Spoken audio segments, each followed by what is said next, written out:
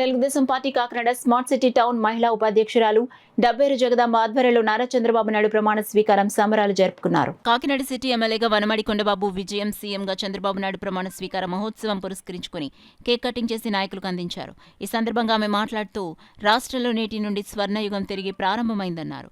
ఈ కార్యక్రమంలో నాయకులు మలిశెట్టి పద్మ, లక్ష్మి, కోలా లక్ష్మి, ఆకుల సుధా, సంధ్య, పిల్లి సురేఖ, నందికొళ దేవి, చక్రవర్తుల సీత, తెలగంశెట్టి శ్యామల, చంద్రిక, మాగాపు పార్వతి తదితరులు పాల్గొన్నారు.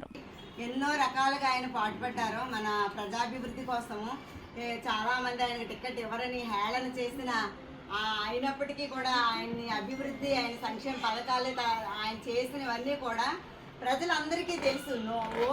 ఓటు ఒకరికి మాట ఒకరికి అన్నట్టుగా అద్భుతంగా, ఆశ్చర్యకరంగా, అత్యధిక మెజార్టీతో గెలుపొందించిన ప్రజలకి, మరి మన కొండబాబు గారికి, అలాగే చంద్రబాబు నాయుడు గారికి అందరికీ కూడా మన మొత్తం అందరూ ఎంత అత్యధిక మెజార్టీతో గెలుపొందిన టీడీపీ, జనసేన, బీజేపీ ఎమ్మెల్యేలు, ఎంపీలు అందరికీ కూడా నా హృదయపూర్వక నమస్కారాలండి.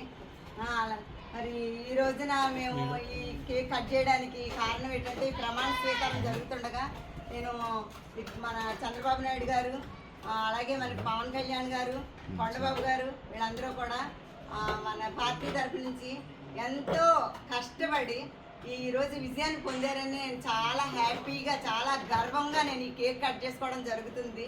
మరి మీరు అందరూ కూడా నాకు సహకరించిన ప్రతి ఒక్కరికి కూడా నేను ప్రతి ఇంటింటికి వెళ్ళి ఓటు వేయడానికి కూడా అడిగినప్పుడు కూడా అందరూ కూడా చిరునవ్వుతో అందరూ నాకు సమాధానం చక్కగా మనదేనండి పార్టీ, మన పార్టీయే గెలుపండి అని అందరూ చెప్పడం కూడా జరిగింది.